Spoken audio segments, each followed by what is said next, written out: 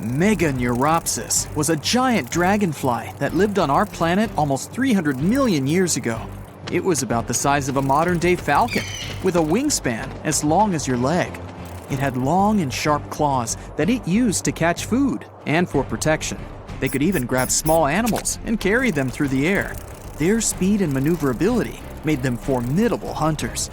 Meganeuropsis is the most giant insect ever found on Earth. Scientists believe it might have reached this colossal size because there used to be more oxygen in the air. There were other gigantic insects that lived before the dinosaurs too. Some ancient ants could grow to the size of a hummingbird.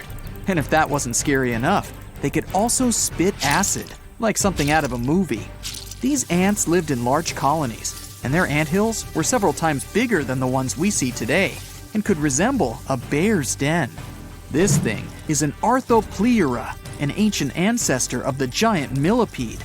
This monster dwarfed the last two animals, growing to the length of a car. It lived in rainforests, and it could move at great speed. Imagine being chased by one of these.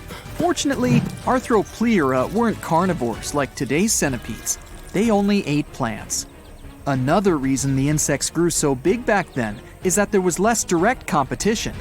They could evolve and grow without being eaten by more successful animals. Brontoscorpio lived about 400 million years ago and could reach 3 feet in length. That's 15 times longer than modern scorpions. And unlike modern ones, it had not 2, but 4 claws. This amazing creature could also breathe on land and underwater. That's because it had both gills and lungs.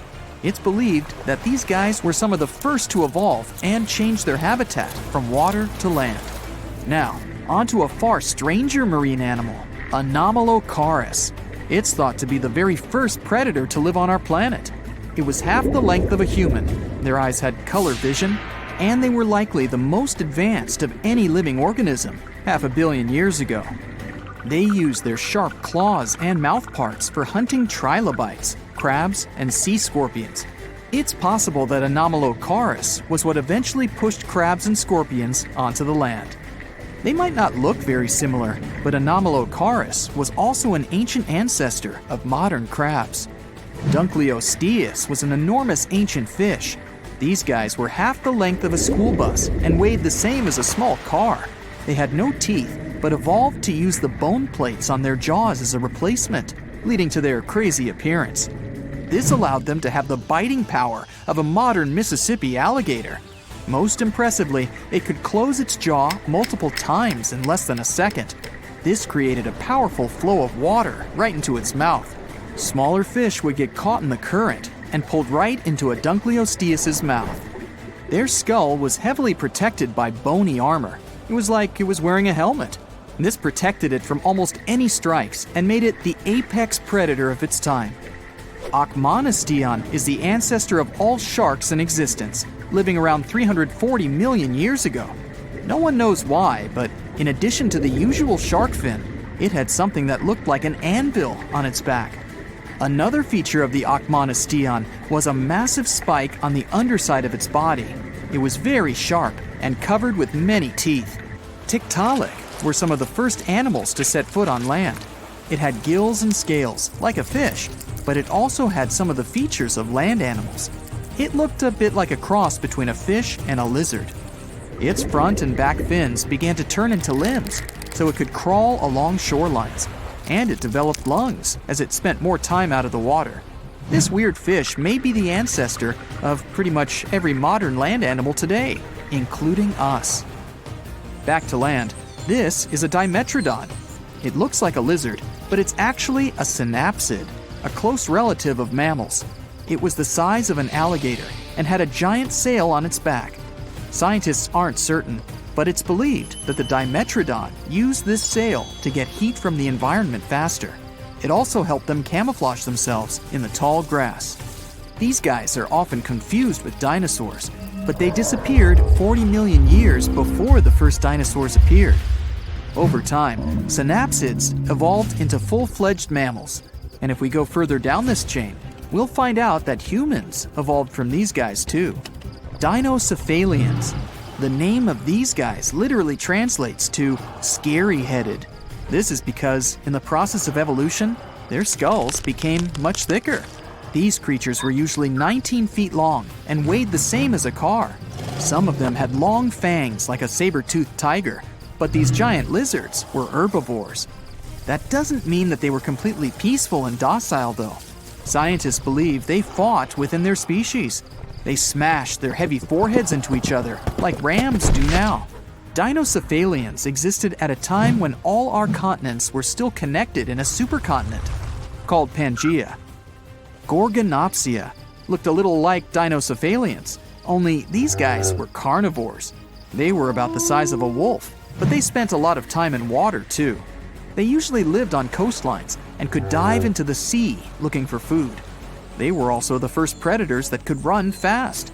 This is one reason why Gorgonopsia ruled the world about 265 million years ago. Later, these species mysteriously disappeared, leaving the dinosaurs to dominate the Earth. The cause of the mass extinction about 240 million years ago is unknown. But the second event that caused the extinction of 95% of all living organisms on Earth was a giant meteorite. The oldest tree remains are 385 million years old. Archaeologists found them inside a rock, where there were traces of the roots of many species of trees. These ancient trees evolved and began to turn the carbon dioxide in the air into oxygen. Gradually, they created the atmosphere we have now. This is the oldest winged insect in the world, Rhyniognathus. It's about 400 million years old, and there's still debate about the way it lived. Supposedly, it fed on plants, but it also might have eaten other animals. The oldest species of millipede is Pneumodesmus pneumani. It may have been the first living organism to breathe on the barren Earth around 400 million years ago. This little guy was only as long as a seed, but we only have one fossil, so they might have grown a bit bigger. Pneumodesmus might be a distant relative of all the millipedes and centipedes that exist today. The farther we go back in time, the more bizarre the living organisms look. 480 million years ago, Agirocassus coasted through the ocean. For its time, it was the largest animal on the planet, reaching 6.6 feet in length. Fortunately for other sea creatures, it wasn't a scary hunter. It ate the same way that the blue whale does today, swallowing loads of water so it could catch all the tiny things living in it. Dickinsonia lived 550 million years ago. These floating ovals varied a lot in size. Some could be the size of a fingernail, while other species were as big as a kitchen plate. The largest Dickinsonia may have been as wide as a stingray. These animals are so primitive that they didn't even have a skeleton. Some scientists thought it wasn't even an animal, but a fungus. But that was later disproven. Charnia was another animal that scientists originally thought was a plant. They believed that it was just the leaf of something like a fern. They realized that it was an animal when it was found that Charnia lived deep underwater, where photosynthesis is impossible. These guys swam near the bottom of the sea and fed on nutrients from the water. Instead of a traditional digestive system, these things had filters. They ran water through them to catch food in it, like the Agirocassus. The first living organism is thought to have appeared about 4.2 billion years ago. When the oceans first formed, they were filled with things needed for life to exist. Under high temperatures, this matter began to interact and join together, forming the first living organism. This is why we look for planets with liquid water. We know life on Earth started with water, so many people believe that water is the most important factor in the origin of life. The problem with that asteroid that destroyed dinosaurs was not that it fell, but where it fell. This colossal space rock found the worst place where it could land. Also, the angle at which it hit the ground was the most unfortunate. If it had fallen vertically, there would have been less destruction. But it fell at such an angle that it threw a huge amount of dust into the air. After the disaster occurred, tons of soot started burning. 65 million years ago, only 13% of Earth's surface contained the right amount of sulfur and oil needed to form a colossal amount of soot. If the asteroid had fallen on the other 87% of the territory, dinosaurs could still be living today, but it hit the worst place and lifted 1 million tons of burning material into the sky. a cloud of incandescent particles covered the sky and set off on a journey across the mainland. Then, these particles settled on the ground and caused large-scale fires. Trees were burning and sending more soot into the sky. But the asteroid collided not only with rocks, it fell on the coast in a place where the seabed was filled with sulfate. As a result of the collision, it started burning, which caused the release of sulfuric acid into the atmosphere. The air became poisoned. It seems the dinosaurs didn't stand a chance. And now, let's imagine the asteroid falling in another place, somewhere in the middle of the ocean. Huge waves flooded part of the land, but almost all kinds of dinosaurs survived. Or even better, the rock could have fallen somewhere in the desert and left behind a giant crater. That's all. Yes, several dinosaurs passing by wouldn't have survived the collision, but the situation wouldn't have been so critical in general.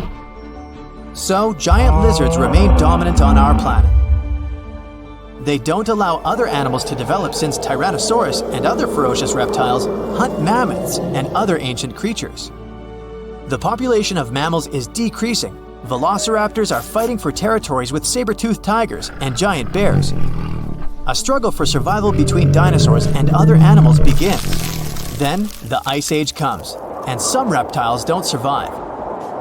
Then, new players enter the field. Those are humans' early ancestors. Living side by side with dinosaurs is difficult. Lizards attack settlements and caves, so people have to build high walls for protection. By the way, the Tyrannosaurus poses less danger to people than you might have thought. According to the latest research, many creatures were able to run away from this monster. Yes, you probably saw how easily they caught up with cars in the movies, but it wouldn't be as scary in reality.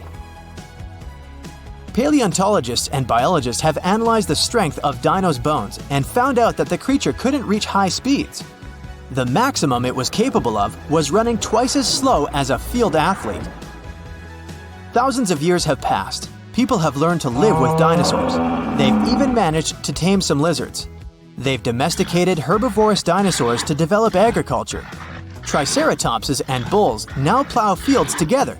Imagine farms swarming with diplodocuses or brachiosauruses. People climb their long necks and pick fruit from high trees. Stegosauruses protect pastures from wolves and velociraptors. Dinosaurs with shells, such as ankylosauruses, help people across deserts. They, along with camels and donkeys, carry heavy loads. People share the planet with ancient lizards and live in harmony. The situation in the seas and oceans is much worse. Sea reptiles attack wooden ships and catch all the fish. Imagine that you're sailing to another continent with tons of grain, fabrics, fur, and other goods. And then a giant mosasaur appears on the horizon. It's one of the most powerful sea lizards. A great white shark looks like a small fish next to it. The creature could easily defeat a megalodon. And then it comes across a wooden ship. It bites into the deck and pulls the whole boat underwater. Water dinosaurs are the main obstacle to communication between countries. This slows the progress down for 100 years. People built metal ships to withstand the attacks of the mosasaur. And finally, they managed to establish sea connections. A similar problem occurs when the first planes take off into the sky. Imagine you're flying on a passenger Boeing. You look out of the window and see a pterodactyl. Ah, wait, it's impossible. These winged lizards aren't so fast, but they can catch up with a helicopter or some old biplanes. This poses a serious threat to flights, so people install sound protection systems on board each aircraft. Pterodactyls hear irritating ultrasound from a distance and fly as far away from it as possible. People equip submarines and ships with the same sound shields. Then, after people have learned how to defend themselves from dinosaurs, another problem appears. Lizards are the kings of wildlife, so they displace all other animal species. Dinosaurs run across African savannas, and lizards with fur live in cold winter forests. Lions, wolves, and bears are not the rulers of the wild. Rhinos fight with Parasaurolophuses. Stegosauruses attack hippos and take away their territories. Venomous dinosaurs live in jungles. Lizards that can climb trees scare monkeys. Imagine a reptilian ape jumping from one branch to another. To save regular animals from extinction, People have to control the population of predatory reptiles. Huge parks and nature reserves appear in all countries. People transport dinosaurs there and separate them from other wildlife. Dinosaurs seem to be completely under control. When the danger caused by giant reptiles passes, people begin to breed smaller, harmless lizards. Someone buys a chameleon, and someone keeps a Microceratus at home. There are dinosaur exhibitions. People take these creatures for a walk as if they were dogs. Some people take selfies with reptiles, go shopping, and sit in cafes with small lizards. Dinosaurs aren't formidable now. They're kinda cute. People ride horses, camels, Parasaurolophuses, and Pachycephalosauruses. Of course, many have tried to tame velociraptors, but failed. Those are dangerous reptiles and they don't know how to obey. Taming them is almost as difficult as taming an alligator. But dogs and cats are still more popular because they're more intelligent. The brain of a dinosaur is almost the same as that of a chicken. But who knows, if they had lived to this day, perhaps they would have evolved into smarter creatures. Just imagine if dinos were intelligent. In this case, people would have a big problem. Some scientists think that even if a meteorite hadn't destroyed the dinosaurs, they wouldn't have survived to this day. They needed to carry their own colossal weight at all times. It was an enormous load on their bones and joints. Most dinosaurs wouldn't have been able to survive the Ice Age with such characteristics, but smaller lizards might have succeeded. Fast and agile dinosaurs, such as velociraptors and Pachycephalosauruses, would have survived, but in what form? Could dinosaurs have already evolved into something else? Look at the good old chicken. Many scientists believe it's a direct descendant of the formidable Tyrannosaurus. Somewhere deep inside the bird's DNA, there are genes that the dinosaur had. Yep, it's hard to believe, but look at the chicken's body structure and how it walks. Remove the plumage, cover the creature with scales, and give it toothy jaws instead of a beak. And now, you have a mini T-Rex in the coop. And by the way, not only chickens might be the relatives of giant lizards, many birds are dinosaurs' living descendants. Surprisingly, alligators, snakes, crocodiles, and monitor lizards are not as close to ancient reptiles as pelicans, storks, and other flying creatures. Over millions of years of evolution, the paws of dinosaurs turned into wings, and toothy elongated jaws ended up as beaks. The genetics of birds is the key to understanding dinosaurs. Pelicans are similar to pterodactyls, ostriches to velociraptors. Perhaps many other animals also share some genes with ancient lizards. If the meteorite hadn't fallen, all dinosaurs would have evolved into completely different, unusual creatures. Scientists want to carefully study the DNA of birds and try to reverse evolution with the help of genetic engineering. They hope to breed dinosaurs out of eggs one day. But to do this, they need to find a specific genome that hasn't changed over tens of millions of years. It hides in the DNA. And it's not so easy to find it and extract it. Do you think we will see powerful reptiles by 2050? Hundreds of dinosaur species roamed our planet, and researchers give a name to a new type approximately every 2 weeks. It's not fair to stick to T-Rex, Stegosaurus, Spinosaurus, and other famous sauruses all the time. They've had their chance to shine in the movies and across the internet. So let's check out dinosaurs that no one talks about. First on our list is Torosaurus. The special thing about this dinosaur is that it definitely had one of the largest skulls ever found. It was big because of this frill going from the back of the animal's skull and covering its neck. The frill wasn't there for protection. It was probably just to show off a bit. The bone in the frill was thin and full of holes. As you can see, it's very similar to Triceratops. There are still debates about whether these two are the same species, but more and more studies show that they were more like cousins. They were probably similar in size, but Torosaurus had a longer head with big openings, as well as longer frill bones with a groove on top. It also had more pairs of horns on the back of the frill. Some like to call Torosaurus a bull lizard. These fellows were plant eaters that may have lived in social groups. They existed at approximately the same age, but Torosaurus somehow ended up on the less popular side of the family. Kentrosaurus was a small stegosaurus. is one of the least cuddly dinosaurs of all time. Its long, thin spikes seem to be a pretty good defense mechanism. Stegosaurus, on the other hand, had shorter, thicker spikes that were less likely to bend or snap when the animal used them. Now, you wouldn't want to get anywhere near Kentrosaurus, though. Its tail could swing in a big half circle and hit with a force strong enough to break a human skull. Any volunteers? No? Okay. One scientist used scans of the dino's fossils to make a computer model of its skeleton. The model showed that Kentrosaurus had a flexible neck. It must have been really useful for looking around to see if something interesting was going on or if there was any dangerous animals trying to sneak up. Kentrosaurus typically walked on all four legs with straight hind limbs. The computer model tells us it could spread its front legs out to its sides, too. Maybe it was a way to protect its belly during fights. Stegosauruses, in general, had tails that were like big weights at the back of their bodies. That's why their balance point was closer to their hips. That's also the reason why they could easily stand on their hind legs and swing their tails around. So most people haven't heard of Heterodontosaurs, even though their fossils show that dinosaurs got feathers way back before we thought and in groups where we didn't expect it. In 2008, paleontologists identified the first known skull of a baby Heterodontosaurus, which was less than 2 inches long, smaller than a tea bag. This baby dinosaur had relatively big eyes and a short snout compared to bigger ones of its kind. Now, what's really interesting is that some scientists used to think that Heterodontosaurus's tusks, like those of modern warthogs, only appeared when they were fully grown. But it seems they had them from the early stages of their life. Heterodontosaurus had 5 fingers on each hand, 2 of which were opposable.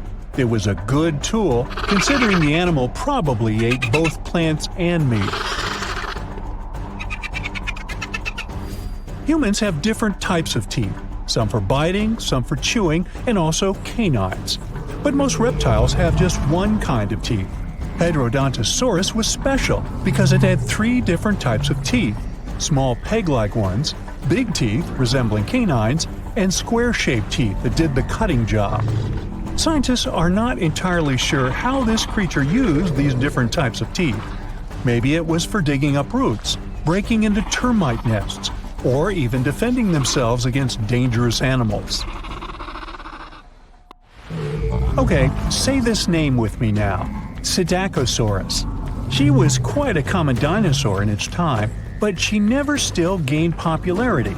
Scientists found out that when these dinosaurs were young, they probably crawled, considering they had longer arms and short legs. But as they got older, between 4 and 6 years old, their hind legs started growing much faster and became much longer than their front legs. So, later in life, they likely didn't move on all fours anymore, but walked on 2 legs. Inside the stomach of one of these creatures, scientists found pebbles. This shows the animals either had a hard time digesting what it ate, or it didn't chew its food very well. Its beak looks quite familiar. That's how it got its specific name, a parrot lizard. It was really strong, and some believe the creature used it to crack and open tough nuts and seeds before the pebbles in its stomach helped mash them up for digestion. These guys might have been good at swimming. They had broad feet, and the shape of their tail could have helped them move in the water relatively easily. Some scientists even believe they might have spent most of their lives swimming in rivers and lakes. In 2004, researchers found something really sweet: 24 young parrot lizards huddled together. They were too big to be hatchlings, so it could be a bunch of teenagers who had left their nests and then formed a group where they could support one another and defend themselves better. But apparently, that plan didn't work out so well. Now, check this one out: Stygimoloch, or as they call it, Styx demon. We're looking at a peaceful plant-eating creature with bony spikes and knobs on its skull. Most scientists believe it was a younger form of this fellow, even though they used to think they were a separate species. Stygimoloch is smaller than its more popular cousin, but it's also more robust and has a pretty thick neck. This dinosaur, with small forelimbs and long hind legs 3 feet high, which is half as high as an average human. That doesn't sound dangerous in the world of giant and fierce dinosaurs, but the animal had a very thick skull roof. Maybe it wasn't the strongest tool to defend itself, but it probably helped in combat with rivals from its own species. They most likely headbutted to win the hearts of their chosen ones. But rivals from its own herd were a piece of cake compared to the predators that might have gone after it. After all, this dino lived at the same time as old T-Rex. Now, when someone tells you to picture a dinosaur, Chicxulub would probably be the last thing coming to your mind. It looks as if you've put together pieces of random animals and tried to make your friends believe this truly was a real animal that once roamed the earth.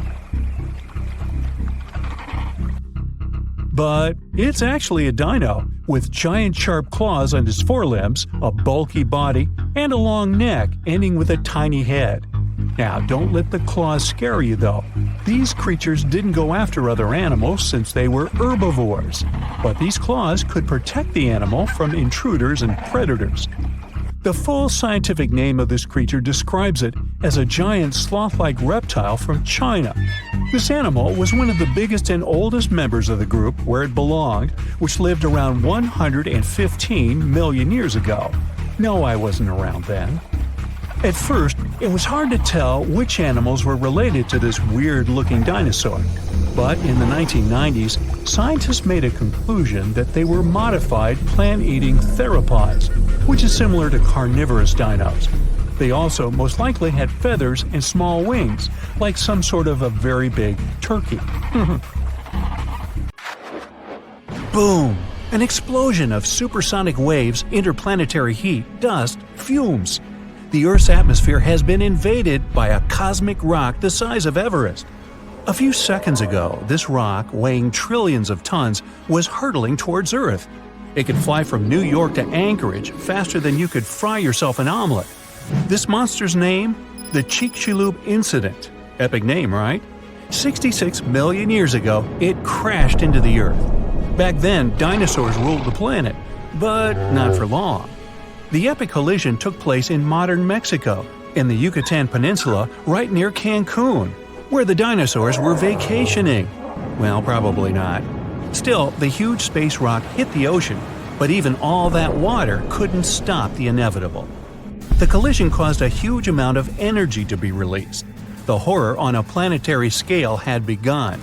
Imagine a mini-sun lighting up the surface of the Earth with tsunamis the height of the Statue of Liberty bursting from the epicenter of the watery impact. Not good. The blast blew through the surface of the Earth. It was as hot as an oven and burnt everything in its path. The impact provoked a colossal earthquake and serious volcanic activity.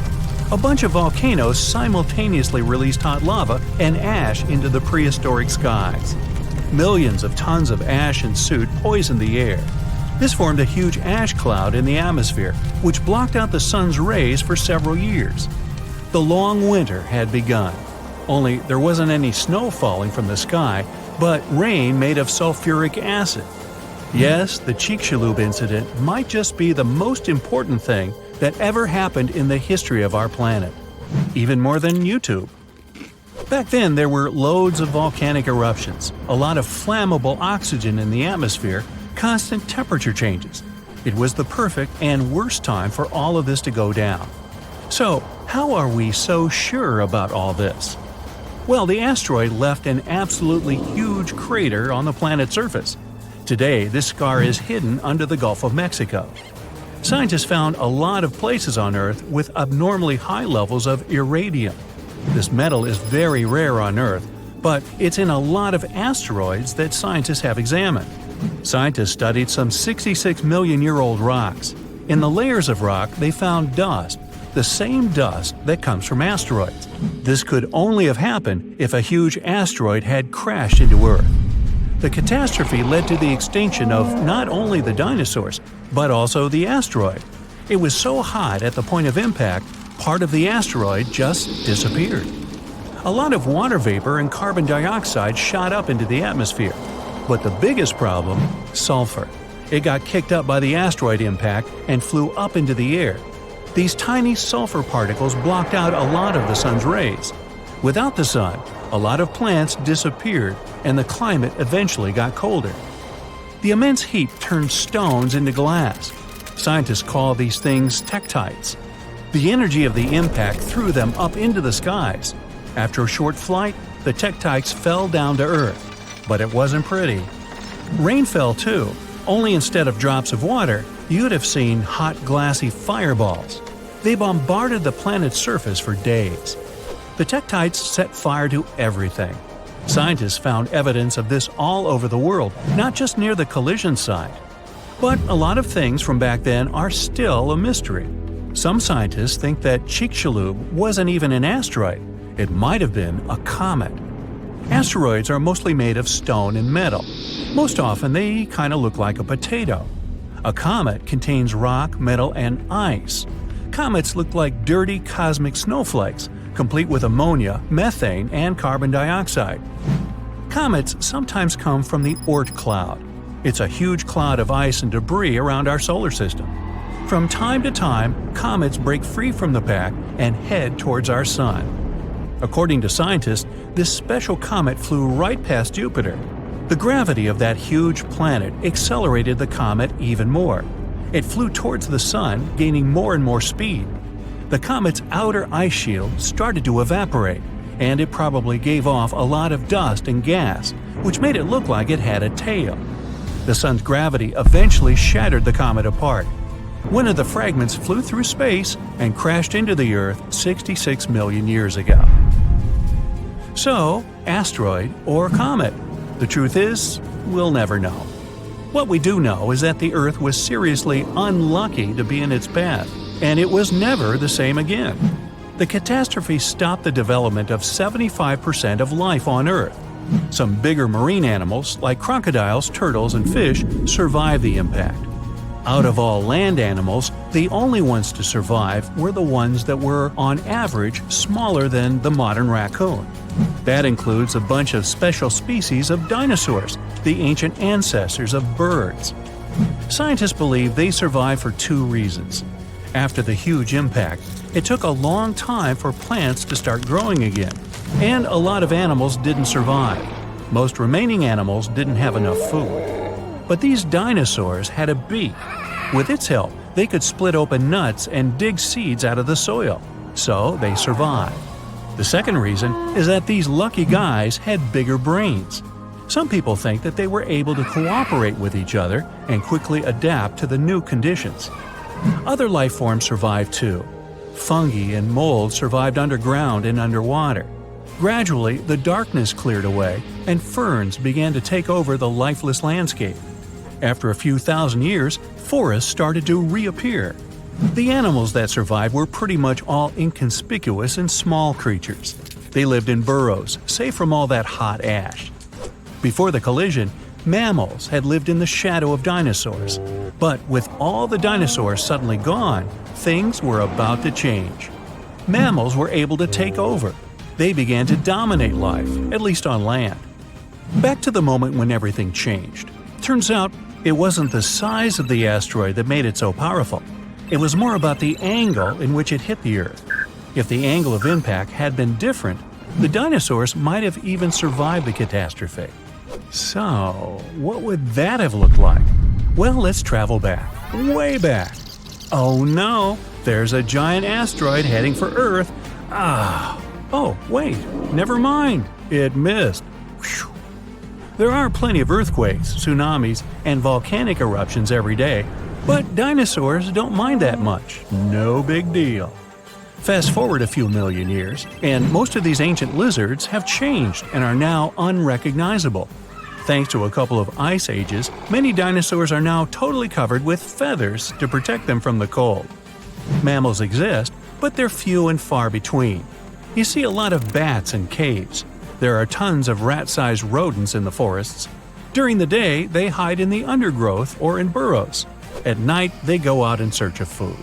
There are no horses, no elephants, or other large mammals. Why become large and eatable when there are so many dangerous reptiles with huge fangs around? There are no whales in the sea. Parrots, hawks, and pigeons are nowhere to be seen. But pterodactyls 2.0 whiz past you constantly. Some are about the size of a helicopter, while others are no larger than a swan. There are plenty of primates, but they're in no hurry to climb down from their trees and walk on two legs. No venturing out into the savannah, no evolution into Homo sapiens.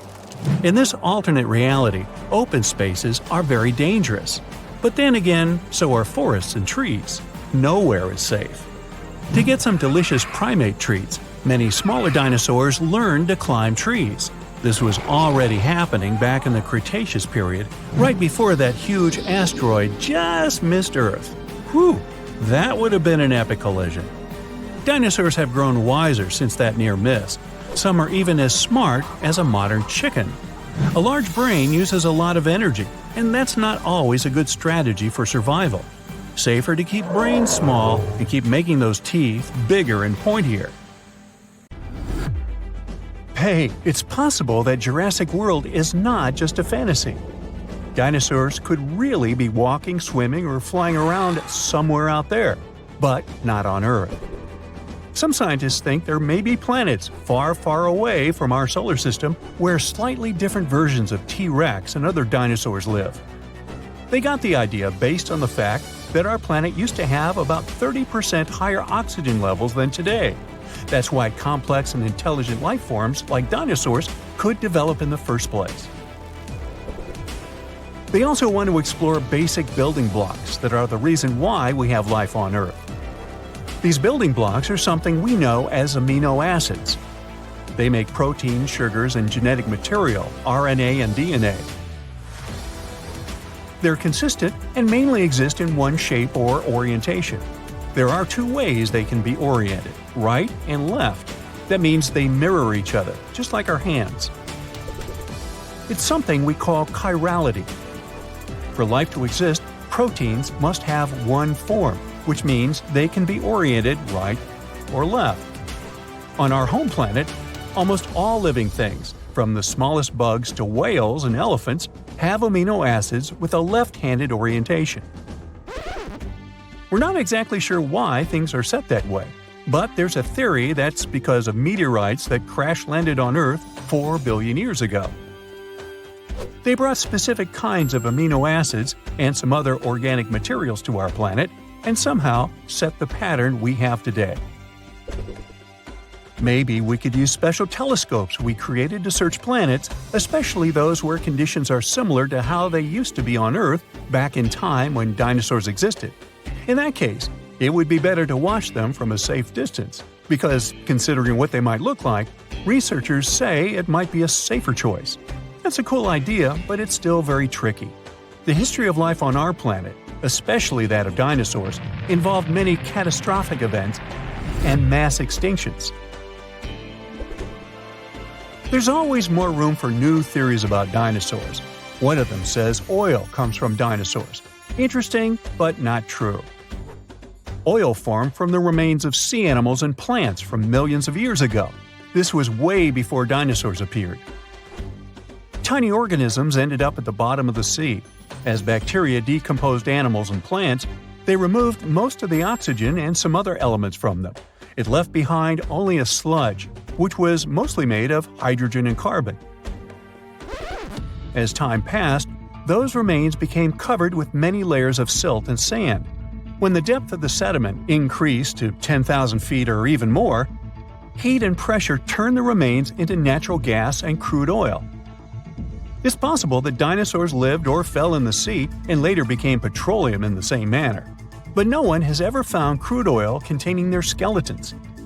So this is just an unproven theory.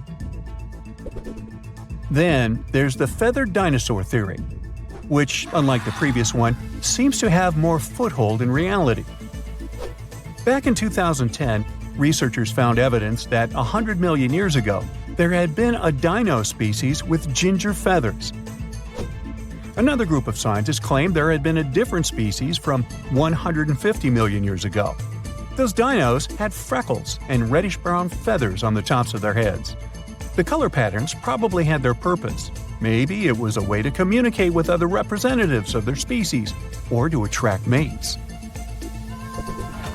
But years later, scientists studied the Microraptor, also called a feathered dinosaur. They realized it had probably been more like a bird than a dinosaur. The key point is how birds replace their feathers. Birds that fly have to replace their feathers in a specific order, otherwise they won't be able to fly very well. And the Microraptor's fossils showed that this creature had changed its feathers in a similar pattern. So they're not really sure which category this animal falls into. Dinosaurs that had feathers shed a lot of their skin piece by piece, like dandruff. Hey Bob, looking a little flaky there. Need a new shampoo? Yeah, they didn't shed their skins like lizards do, as if they take off an old suit. When we talk about dinosaurs, we usually don't picture them as social creatures, more like isolated ones similar to lizards. But some researchers discovered an 80-million-year-old collection of clutches in the Gobi Desert. It means there were colonies of dinosaurs that protected their nests and guarded their young, similar to birds. Crocodiles are known for doing that too. Pterosaurs were flying dinosaurs, and pelycosaurs were fin-backed ones. Some studies have shown that these two species used their exaggerated head crests and sails or fins to get to their potential partners. There are many theories about their crests and what they were needed for, though. Some experts believe that was how dinosaurs regulated their temperature. Others think they needed a crest to steer through the air. It's hard to say anything for sure since their fossils are rare and they don't have living descendants. But the most likely option is that the crest had the same purpose as a peacock's tail and was used for selecting mates. The bigger the crest, the more chances a pterosaur had to get a partner. You know theropods, those scary meat-eating predators that are shown in most dinosaur movies? Well, they might have enjoyed eating plants way more than tearing flesh. Not all of them, but it's possible that many of them weren't as fierce as we might think. Those big scary ones, like T-Rex, could be exceptions rather than the rule. The thing is, movies show these creatures to be way faster than they probably were in reality. They could probably run just a little bit more quickly than the average human runner. Scientists study the diet of coelurosaurs. Those seem to be the closest relative to birds. It was hard to figure it out because some of the dinos from this group had peg-like teeth, or in some cases, no teeth at all. To understand what they ate, researchers had to look for direct evidence and check if there was anything in their stomachs. And after they discovered certain things, including a beak with no teeth, they realized these fellas had followed a vegetarian diet most of the time. Even some famous ones, such as velociraptors, could be just innocent plant eaters and not terrifying beasts from Jurassic Park and our childhood nightmares. Over 10 years ago, scientists found fossils of a small dinosaur. It was a creature as big as a parrot with long legs. It came from a family with some of the most famous predators we know about, such as T-Rex and Velociraptor. Most dinosaurs that lived on land had 5 fingers, but later some of them ended up with fewer fingers. This new one they discovered was special because instead of having 3 fingers, which was more common for its family, it had just 1 finger with a sharp curved nail at the end of each front limb. This creature probably used this 1 finger to dig into insects' nests to feast. Even though we know all about the asteroid that wiped out dinosaurs, some have other theories. One paleontologist even had an idea that dinosaurs had possibly reached their end because they had been eating one another. This especially worked for ancestors of fierce, scary predators such as the Tyrannosaurus rex. It's possible they ate so many eggs of other dinosaurs that many species just went extinct. Once they started eating the eggs of very big dinos that we know as sauropods, it's possible they started getting bigger too. And no dinosaur mother could stop them from eating her eggs because she couldn't be around all the time. There were other big predatory animals that ate eggs, even early mammals. But in any case, later research showed dinosaurs couldn't have eaten enough eggs to have caused mass extinction. And that's all I have to say about that. Big herds of dinosaurs run through the forest. The temperature rises rapidly, and everything behind them begins to ignite. Some dinosaurs get stuck in swamps and can't get out. Pterodactyls fly over their heads as they try to avoid the blast wave that will soon cover the Earth. This event happened about 66 million years ago. It wiped out almost every living thing on Earth. Birds and flying dinosaurs were just about the only ones who could survive the most massive extinction event ever. Hey, don't blame me, I wasn't around then. Let's go down their evolutionary tree to look at the world's first bird, Archaeopteryx. It was about the size of a modern raven, but it looked like a small dinosaur with feathers. It had many small conical teeth, almost like alligators. It's because Archaeopteryx was closer to reptiles than to birds. However, its brain was 3 times larger than that of these reptiles. Although it had wings with feathers, it could hardly fly like modern birds. Its shoulder joints didn't allow it to lift its wings above its back, so it couldn't make a full wing beat. Most likely, Archaeopteryx was capable of gliding flights with small wing flaps. Evolution has led to more evolved species capable of full flight. Pterodactyls. These guys had no feathers, but membranes made of skin and muscle. Its wingspan was about the length of a human leg.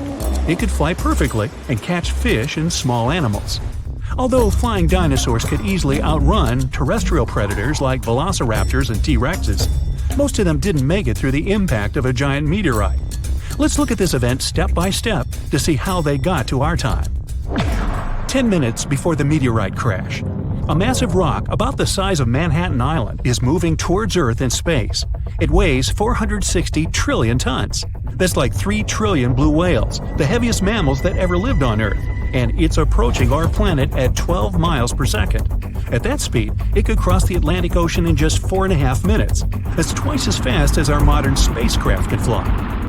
5 seconds before the meteorite crash. Ooh, this is getting tense. The Earth's gravitational force continues to pull the giant meteorite. It blows a hole in our atmosphere and creates a popping sound so loud you could hear it on the other side of our planet. All the animals on our planet wake up in a panic. They lift their heads up and see a huge rock that begins to burn through the air.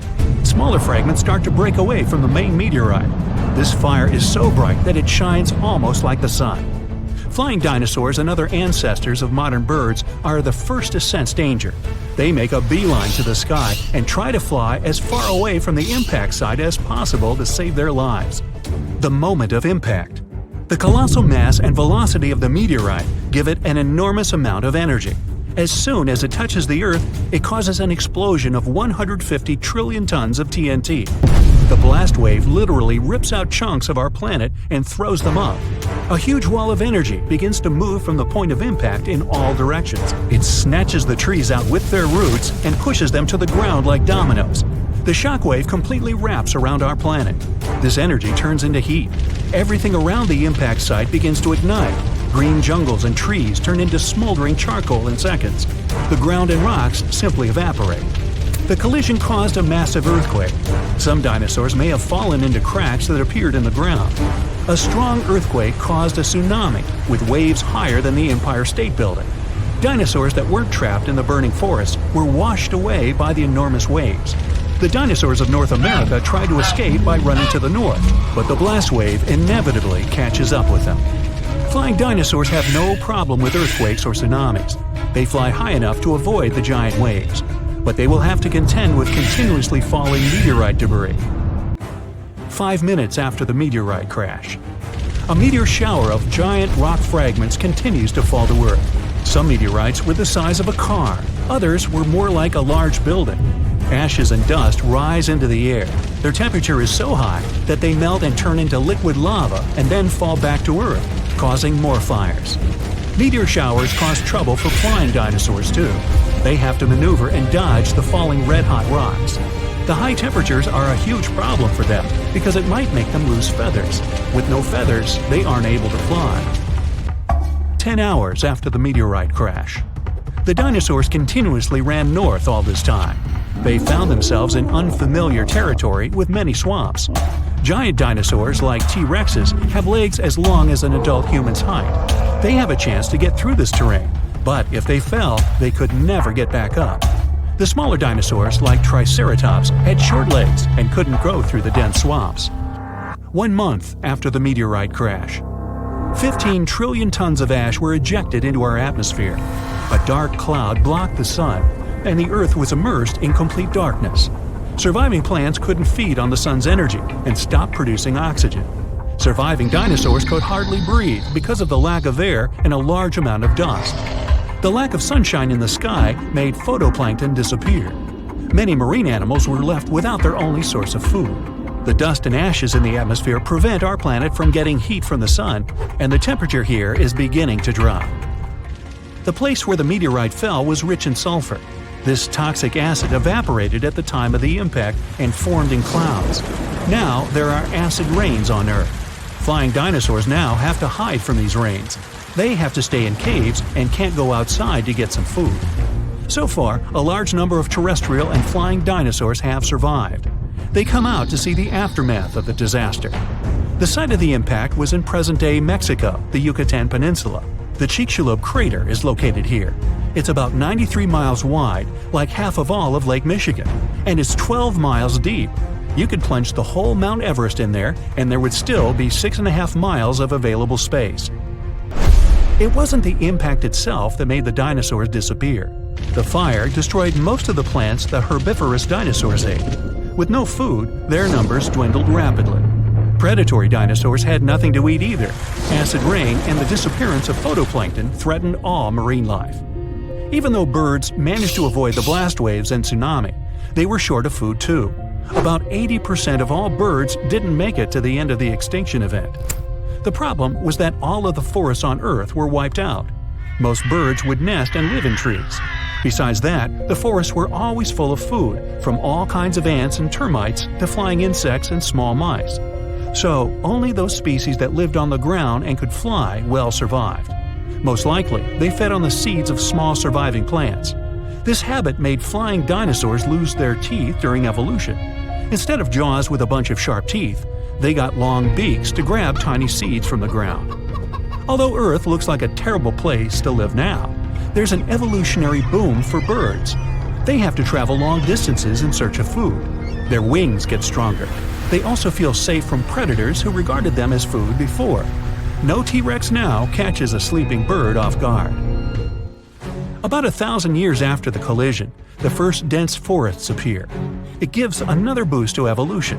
1 million years later, forests full of food are populated by the ancestors of modern mouse birds. And 65 million years later, in modern times, we have about 10,000 species of birds. Pigeons, crows, eagles, and hawks, even penguins. These are all descendants of the dinosaurs. But there were other survivors. Some alligator and crocodile ancestors were able to adapt to changing conditions. About 80% of turtle species managed to survive the mass extinction, and now their descendants live among us.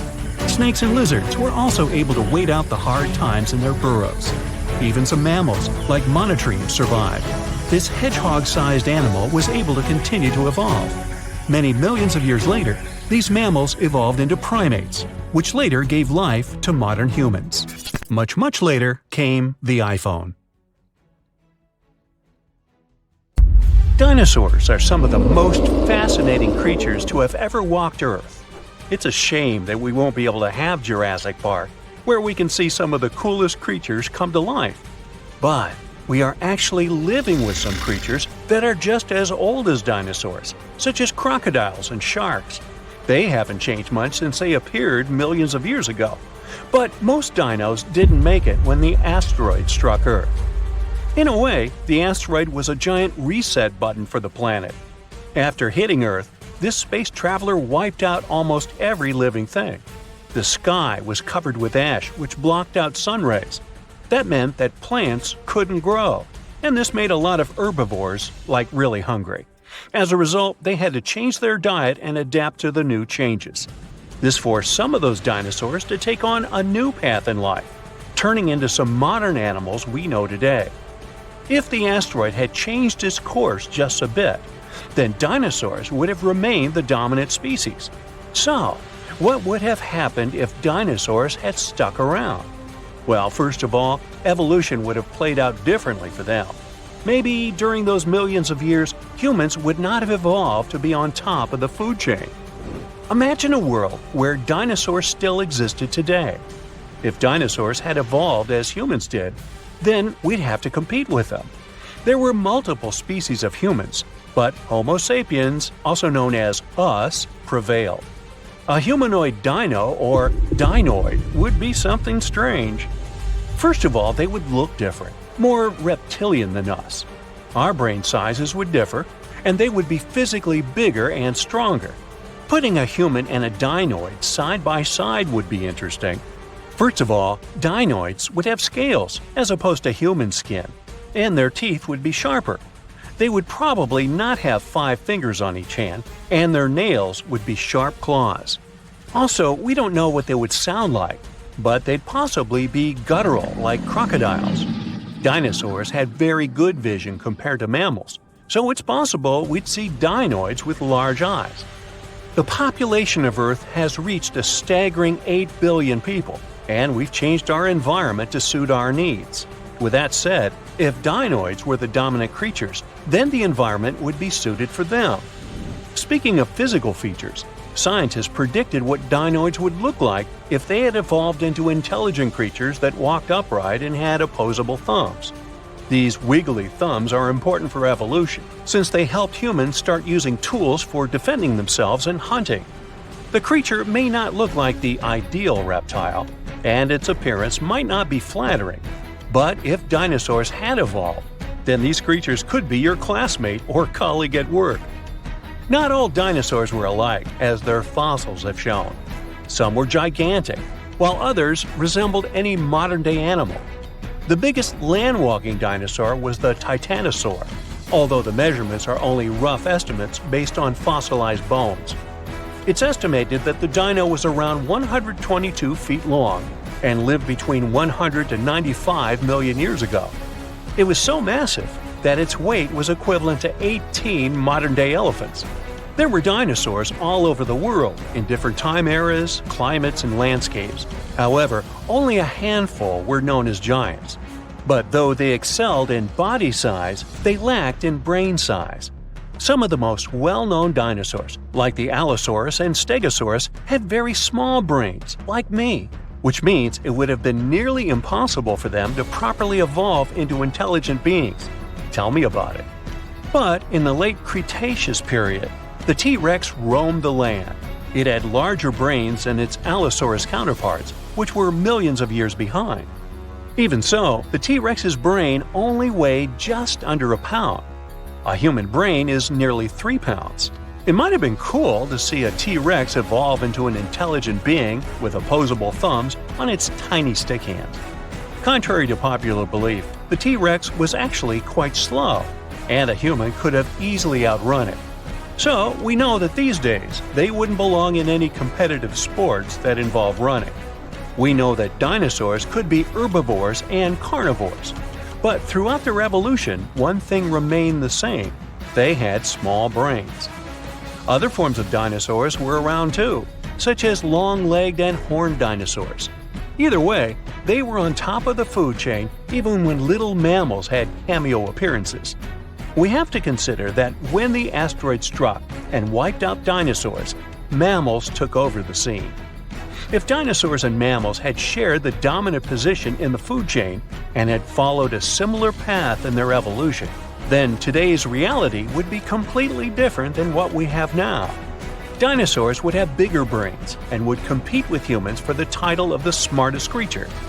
One of the reasons why humans and parrots can talk is because of the strength and shape of our tongues.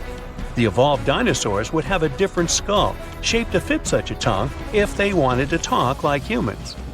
One of the reasons why humans made it to where we are now is because we evolved to stand upright to detect predators. This was one challenge we had to overcome in order to survive. But what would dinosaurs need to challenge if they were already the most dominant creatures?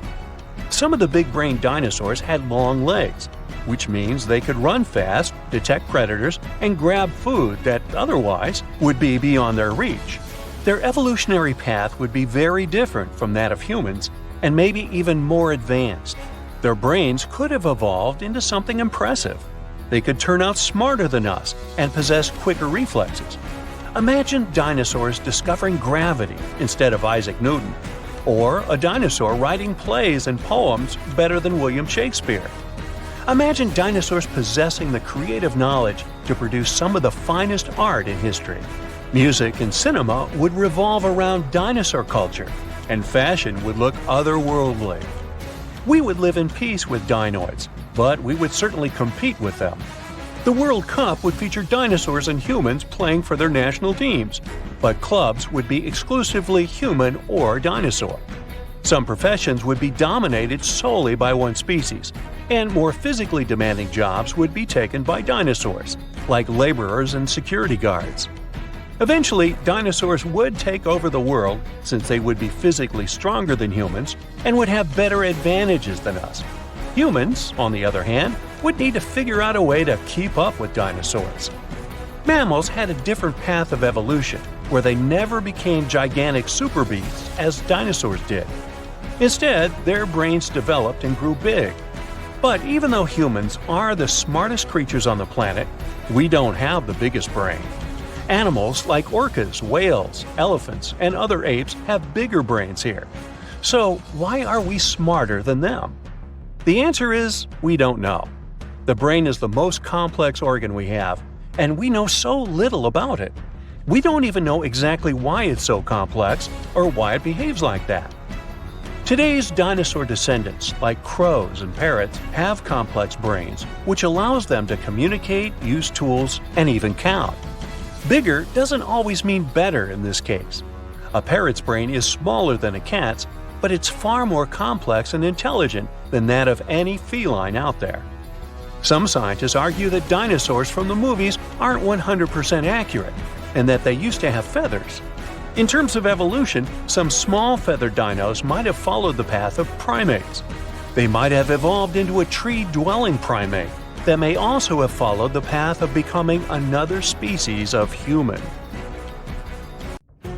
Now, thanks to new fossil discoveries and technologies, we're getting to learn more and more about the biology of dinosaurs. Some people don't need to know more than the fact that a few of them were colossal, terrifying, and vicious. But for those of us that do, the use of comparative biology, pigment analysis, and powerful new X-rays have allowed us to gain insight into specific features, such as their colors, eating behaviors, and the shapes of their tongues. Yes, that's right, the shapes of their tongues, which, for a long period of time, was something of a mystery. This is because soft, fleshy dinosaur parts are hardly ever retained in fossil form. But thanks to the discovery of some surviving hyoid bones, which are situated at the root of the tongue in front of the neck, we now have some insight. Most animals have this hyoid bone that anchors the tongue. The shape and complexity of the bone determine how free-moving the tongue can be. Scientists have discovered that nearly all dinosaurs had simple tongues that laid flat and were extremely similar to the tongues found inside the mouth of a crocodile today. Yeah, this crocodile. Go ahead and take a closer look. Nah, just kidding. Come on back. Let's take a look at some specific dinosaurs and start with the Brachiosaurus. Let me stick my neck out on the line by guessing that most of you will be familiar with this dinosaur because of its neck. You know, the one which was typically 30 feet in length. Despite its neck being its most distinctive feature, its name actually translates to arm lizard in Greek. It's common knowledge that the Brachiosaurus is one of the largest dinosaurs to ever have lived. On average, it reached 76 feet in length and 40 feet in height. That's roughly the length of 2 school buses and as high as a 4-story building. None of which were around in the era of the big guy here. Fragmentary leg bones and vertebra of even larger dinosaur species are known, but these skeletal remains are too incomplete to determine their exact size. So this guy may have been the largest dinosaur ever. A renowned herbivore, thank goodness. The Brachiosaurus is thought to have eaten up to 880 pounds of dry plant matter every day. Most of this was made up of coniferous trees, ginkgos, and cycads. This target might have been hard to hit for this dinosaur, as researchers have learned that its teeth were spoon-shaped and not ideal for chewing food. This means that the creature would have swallowed vegetation whole, as its teeth were suited to stripping it, but not breaking up large chunks of plants. This, along with the dinosaur's body shape, suggests that the Brachiosaurus would have liked to feed as quickly as possible. Dinos like these didn't always make use of their ability to strip towering trees when dining. The Brachiosaurus traveled in herds, moving to the next location once they had exhausted all of the local vegetation. And I mean all of the local vegetation, not just that which hung high on trees. It's likely that the creatures supplemented their diets with vegetation at lower levels, especially after they'd done a number on all the nearby trees. This method of feasting was the most energetically appealing for this giant. By munching on lower vegetation, researchers believe that the dinosaurs saved up to 80% in energy compared to when foraging for high-up food sources. They have also discovered that the nostrils of a Brachiosaurus were on the front of its face and not the top. This is because we now know they roamed the fertile floodplains in their respective herds. For decades, it was believed that these creatures lived in deep, watery swamps. Let's look at another common misconception about a popular dinosaur. Please put your hands together for the Tyrannosaurus rex, which is arguably the most famous of all dinosaurs. Discoveries from the past 100 years have revealed that theropods had heavily feathered skin. Theropods are the family of dinosaurs to which the T-Rex belongs, so naturally, people began to think that the creature would have been covered in feathers as well. However, a study from 2017 took skin impressions from the iconic dinosaur and found no evidence of the structures required to support feathers. If a T-Rex did have feathers, they would have been limited to its back. Researchers accept that other large dinosaurs of the same family as the T-Rex have been discovered with their remains covered in feathers. An example of this would be the Yutyrannus dinosaur. But as of now, the accepted theory is that feathers weren't a common feature of T-Rexes. This makes it easier to believe that feathers were exclusive to smaller tyrannosaurids and were there as a means of keeping the creature warm. For a long period of time, researchers thought feathers were an exclusive feature of the theropod family. But this theory has been debunked. Just like the kid at camp who was kicked out of the top bunk. You know, debunked. Anyway, fossil evidence discovered in Siberia now suggests that multiple different family groups of dinosaurs had feathers. The Siberian fossils in question belong to another species of dinosaur, Calindrodromeus zebucolicus. Oh, you think I mispronounced that? Okay, prove it. Now, this dinosaur, I'll call her Calinda, had a pelvis structure superficially similar to that of a bird and was roughly 4.5 feet long, about as tall as a fridge. Since the purpose of feathers on dinosaurs was for warmth, it's quite possible that dinosaurs from cold weather climates had more feathers than their counterparts in warm weather climates. In general, bigger animals struggle less with keeping themselves cool, so it's likely that any of the large dinosaurs who lived in these warm climates had no feathers at all. Smaller dinosaurs who lived in cold climates, on the contrary, had plenty of feathers. We now even understand what some of the designs and patterns of these feathers on dinosaurs looked like, thanks to the discovery of an ornithomimus, complete with feather and skin impressions. The name of this dinosaur is derived from Greek and actually translates to bird mimic. They were typically 11.5 feet in length, nearly as tall as a giraffe, and despite being omnivorous, had no teeth. Its other distinctive features include 3 fingers, which were all unusually the same size and length. And despite their thin-boned skulls, they also had large brain cavities. Their legs were extremely long, in particular their foot bones. Combine this with their toothless beaks and long necks, and yep, it must have looked a lot like an ostrich. Although they're not as big as the Brachiosaurus or dinosaurs in general, they are bigger than any other bird in the world. And it wasn't just the body limbs of an ornithomimus that made it resemble an ostrich. They also had very similar feather patterns. Their heads, necks, and lower legs were mostly bare of feathers, but the rest of their bodies were well coated in downy plumage. This is what you call a bird's layer of feathers as a whole. It's possible, like an ostrich, that the dinosaur would have used this unusual feather pattern to regulate its body temperature. Despite some dinosaurs possessing feathers like birds, on top of also being their distant relatives, dinosaurs didn't have the type of feathers required to fly for most of their existence. Feathers found in fossil impressions or preserved in amber have allowed researchers to gain insight into why these creatures weren't very aerodynamic. The structure of these feathers appears to be very simple, with a poorly defined and flexible central shaft. These feathers would have better served any dinosaur as a fashion statement, as they would have helped attract the attention of other dinosaurs. These feathers also would have had the ability to regulate body temperature. Surprised to hear that dinosaurs had ostrich-like feathers? Wait till I tell you that their prehistoric distant reptile cousins had something that looked like fur. Allow me to introduce you to the pterosaur. Its name is derived from Greek and translates to winged lizard. Just like dinosaurs, they were initially thought to have scaly or leathery skin all over their bodies. But over the course of the 20th century, fossil examinations revealed that many parts of a pterosaur's body were furry. The wingspan of a pterosaur could reach the length of over 23 feet, about as long as a London bus.